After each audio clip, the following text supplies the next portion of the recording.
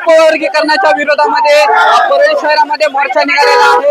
या मोर्चाचं नेतृत्व रिपब्लिकन सेनेचे सरसेनापती आनंदराज आंबेडकर करत आहेत। लाखोच्या संख्येने या ठिकाणी भीमसैनिक या मोर्चामध्ये सहभागी झालेले आहेत। आपल्या सोबत आनंदराज आंबेडकर साहेब आहेत, त्यांच्याशी आपण बातचीत करणार आहोत। काय सांगा साहेब, कशा पद्धतीने मोर्चा आहे आणि काय मागण्या आहेत? प्रचंड मोठा मोर्चा परळीमध्ये निघालेला आहे आणि या मोर्चाला आज लोक उत्स्फूर्तपणे आलेली आहेत। हा जन आक्रोश आहे। हा जे सरकारने हे उपवर्गीकरणाचा घाट घातलाय त्याच्या विरुद्ध हा अंगार आहे आणि म्हणून सरकारला माझं म्हणणं आहे की त्यांनी आणि खास करून मुख्यमंत्र्यांनी हा जो प्रयत्न चालू केलेला आहे की एससी मध्ये वाद निर्माण करण्याचा तो थांबवावा। त्यांना असं वाटत असेल हिंदू मुस्लिम वाद आम्ही म्हणजे करण्यात यशस्वी झालो, कुणबी मराठा वाद आपसामध्ये लावण्यात यशस्वी झालो, धनगर आदिवासी वाद लावण्यामध्ये आम्ही यशस्वी झालो, परंतु मी सांगतो की एससी मध्ये वाद लागू शकत नाही।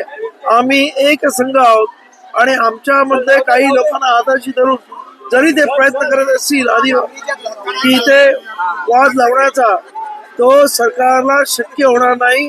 तेव्हा हे रद्द करा।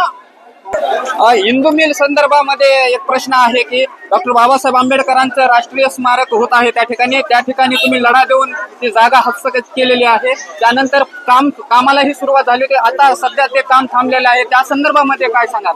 नाही, काम थांबलेलं नाहीये, पुतळ्याचं काम चालू आहे। कारण हा पुतळा 350 फुटाचा आहे।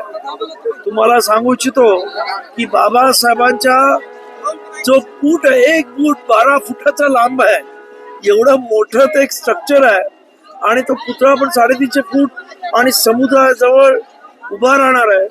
आणि या देशामध्ये अशा पद्धतीचा पहिला पुतळा भारतीय जे स्कल्प्टर म्हणजे पुतळ्या बांधणारे आहेत ते पहिल्यांदा करत आहेत। आणि आतापर्यंत असाच एक मोठा पुतळा जो सरदार वल्लभभाई पटेलांचा बनवला तो चायनावरून इम्पोर्ट केला होता आणि भारतामध्ये हा पहिल्यांदा बनतोय आणि त्यामुळं या पुतळा बनण्यास प्रचंड वेळ लागत आहे। आणि मला पूर्ण खात्री आहे की हे 1-2 वर्षात पुतळा झाला की ते स्मारकाचं पूर्ण स्ट्रक्चर रेडी आहे। कारण मी नेहमी तिथे लक्ष देऊन आहे। फक्त पुतळ्याचंच काम आता थोडस पाठीमागे राहिलेलं आहे।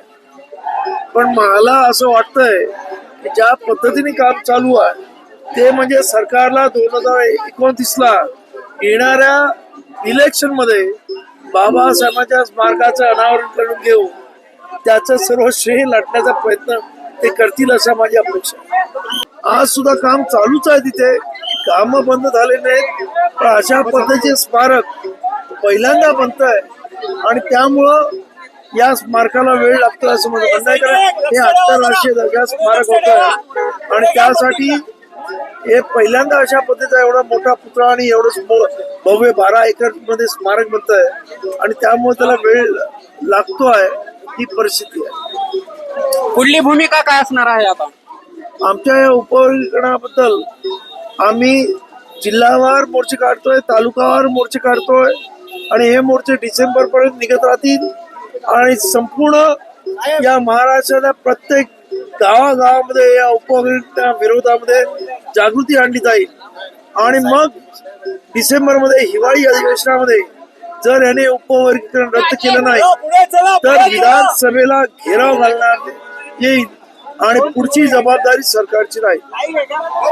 ते आनंदराज आंबेडकर यांचं म्हणणं आहे की या संदर्भामध्ये जर सरकारने भूमिका नाही घेतली तर येणाऱ्या अधिवेशनामध्ये आमदारांना घेराव घालण्यात येईल। दक्ष वार्तासाठी विकास वाघमारे, परळी, बीड।